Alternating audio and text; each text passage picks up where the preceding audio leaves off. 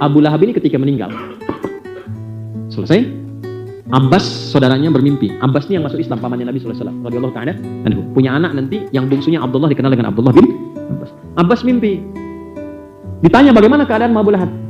Kata Abu Lahab, nggak ada yang aku lihat tiap hari kecuali hanya kesusahan saja. Itu jaminan Allah yang diberikan sejak zaman Fir'aun. Orang-orang yang ingkar frontal secara langsung kepada Allah dengan mengolok-olok ayatnya, dengan maaf sekali ya, mencela, mengolok-olok ya. Saya penting sampaikan ini karena era kita ini kayaknya gampang sekali gitu memunculkan sifat-sifat yang kurang baik. Itu kalau ada orang begitu nggak taubat, dijamin di Quran surah Ghafir di ayat ke-46, itu di alam kuburnya ditampakkan neraka pagi dan petang, terus nerakanya. Bu, ibu mimpi tidur nih, ketemu kuntilanak. Kuntilanak botak udah nggak karuan wajahnya gitu kan. Nah, bilang sama ibu, di depan mata ibu tuh.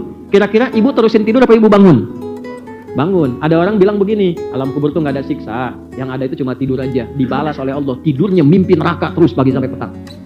An-naru yu'raduna 'alaiha ghuduwwan wa 'ashiyya. Ditampakkan neraka. Maka Abu Lahab mengonfirmasi, saya susah terus katanya tuh di alam kubur itu. Karena tampak neraka terus.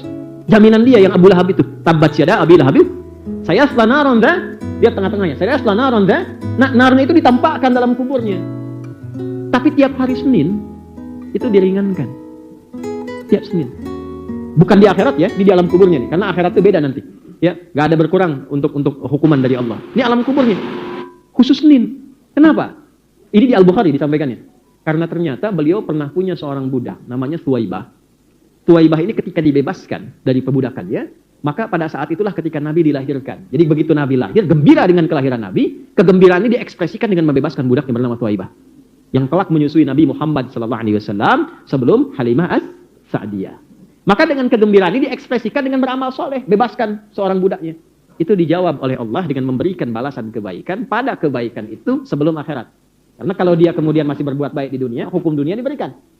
Alam kubur dapat, karena belum sampai ke akhirat. Begitu di akhirat selesai semua. Jelas? Dan ini konfirmasi di Al-Bukhari. Jadi mengekspresikan kebahagiaan bagaimana caranya? Satu, beramal soleh. Jadi kalau sekarang kita maulid Nabi, alhamdulillah, beramal soleh, lihat tetangga. Tetangga ada kesulitan, Anda ada kelebihan, bagi makanan. Praktekkan hadis Nabinya. Siapa yang masak makanan baunya sampai ke tetangga, maka bagilah tetangga walaupun hafal.